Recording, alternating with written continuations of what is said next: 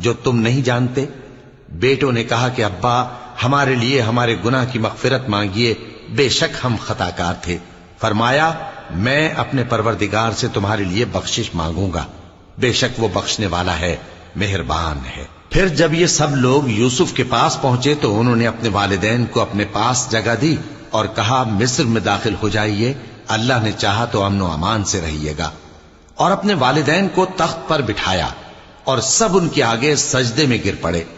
اور اس وقت یوسف نے کہا ابا جان، یہ میرے اس خواب کی تعبیر ہے جو میں نے پہلے بچپن میں دیکھا تھا، میرے پروردگار نے اسے سچ کر دیا اور اس نے مجھ پر بہت سے احسان کیے ہیں کہ مجھ کو قید خانے سے نکالا، اور اس کے بعد کہ شیطان نے مجھ میں اور میرے بھائیوں میں فساد ڈال دیا تھا آپ کو گاؤں سے یہاں لایا۔ بے شک میرا پروردگار جو چاہتا ہے تدبیر سے کرتا ہے، وہ علم والا ہے، حکمت والا ہے۔